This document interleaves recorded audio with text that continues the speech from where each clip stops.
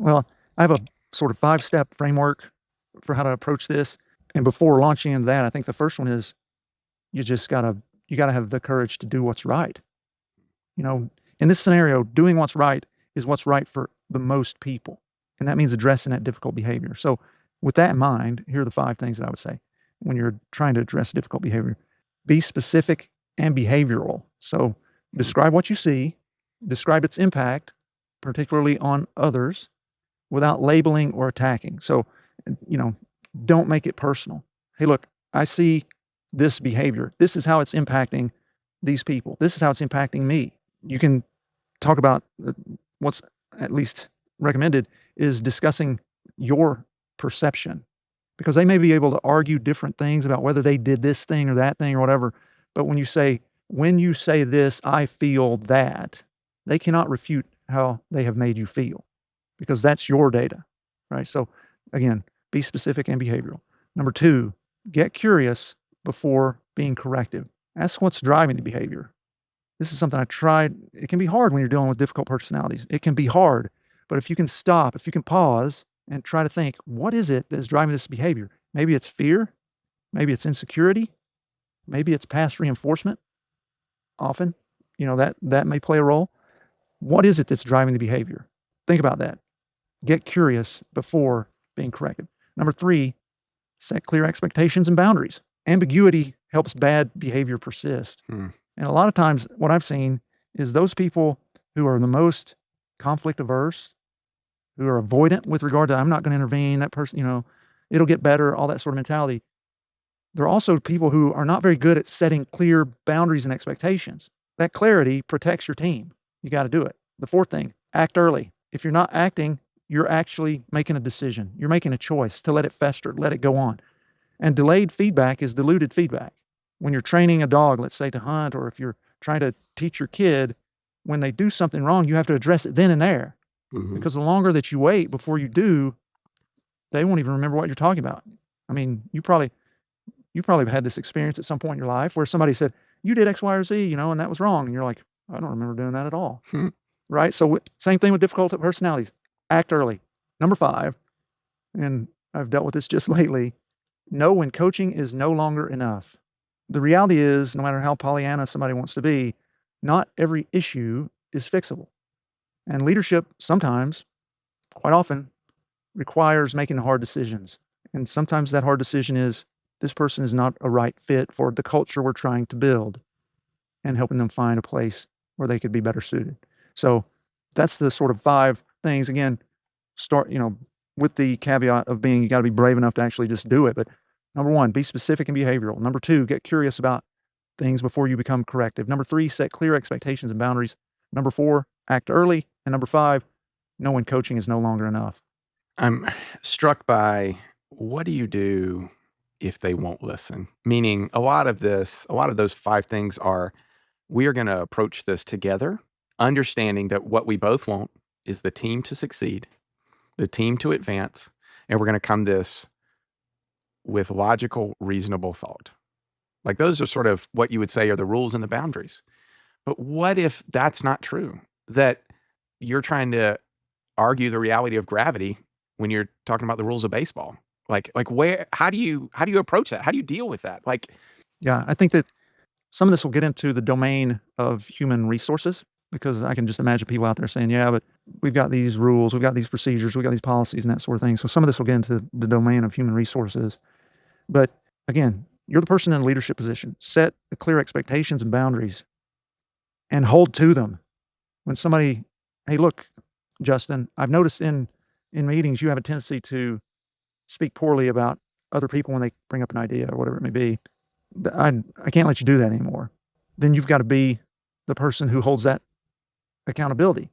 If you have a meeting and then the person starts, whoa, Justin, we're going to stop right there. I don't think what you're saying is going a good direction. So I'm just going to ask you to please hold your peace. At the same time that you're trying to work in that direction, you have to work with the appropriate personnel in your organization to put together a performance improvement plan where you have conversation, you have the initial conversation with the person, Justin, I'm seeing these behaviors, they're a problem. And you document that. And then the next time you have to document and raise the bar. And so it's a process where you have to go through keeping track of trying to intervene here and try to make things better, whether or not they go down that path. So a performance improvement plan is to say, hey, look, I'm noticing these things. We want to invest in trying to help you be better. Here's a coach. To your point, what if they don't engage with that? That's a part of that process. You've spoken to them once, you've documented it, they failed to perform up to the standard. We're going to get you a coach. They refuse. You can build into that. If you refuse to work with the coach, we will take that as your decision that you don't want to be a part of our organization. Mm. And so they may feign it or whatever, but then if they keep doing it, there has to be the stipulation. If this behavior continues, we will have no choice but to terminate your position. So that's the typical kind of process that plays out with this. Now, we don't want that to happen. Theoretically, our goal is to actually help this person perform the best, not only in their quote unquote clinical domain, but also in their interaction with other people. Yeah. Right. And so it's trying to help them get to a place where they recognize it. But the reality is there are people who have psychological pathologies and personality disorders. That's the reality. Turn on the TV, watch the news. You can see it. So there are those people, and you cannot change that. Okay. And we've all run across those people. I'm related to some. And so that's real and that's out there. And it's being able to identify that pathology versus somebody that you can remediate.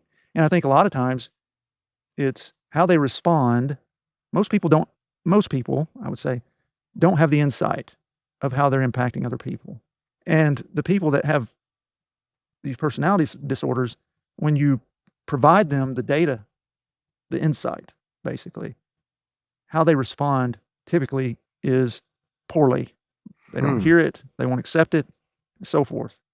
Lash out, those sorts of things, versus saying, wow, I am so embarrassed, ashamed, sorry that that's how I'm coming across. How can I change? God, that's such a huge point. Like, even as a leader, you need to recognize that there are probably blind spots that you don't recognize, right? That's why they're called blind spots. And to have the humility to go to someone that you trust and be like, hey, where am I missing the mark? Where do I need to improve? Even if you think everything's going great, right? Being able to have that insight. I feel like that first step in dealing with a difficult personality is so key, which is recognizing there's a problem or the possibility of a problem. Because you're right. If you bring them data, no matter how much the data is, and they are unwilling to accept even the faint possibility that it's true, there is no progress. There can't be. It's like people that believe the world is flat and you bring them all this data and they're like, nope, not possible. There's no amount of data that will move that dial. So it's like, how do you give someone insight besides like coming them open arms, open hands? I want to help you. I want you to improve. I want the team to improve. We need you on this team to improve it. This is where I see you're lacking and can improve. If there's no insight into the possibility of that timeline existing, where do you go? Where do you go? And that's where I think a lot of people run into a brick wall where they're like, how do we do any of the other steps? Addressing it, setting up, like, how do you do any of it if one of the parties is just unwilling to believe that there needs to be any change or any compromise on either side? And that's the place where it takes putting on the adult pants or whatever you want to say, like saying, okay, you've made your decision. We're going to have to part ways. That's when it gets real, because again, there are people you can't change. The bottom line is this is a great point. You can't change anybody. You can't change anybody. You can help people change themselves if they're willing. Those people that aren't willing, those people that in their eyes have no problem, they're perfect, what they're doing is right, is justified, so forth, no matter what destruction they leave in their wake, you cannot change those people, and you're just going to bang your head until it's bludgeoned trying. Only that person can change themselves. And if they're not willing to see it, that's going to go nowhere. It's only going to frustrate you and waste a lot of time and energy. That's it. I think that's the key. Like, I think as leaders, what I'm struck by is listening to understand. Like we've talked about a lot of times. Listening with a willingness to be persuaded. Yes.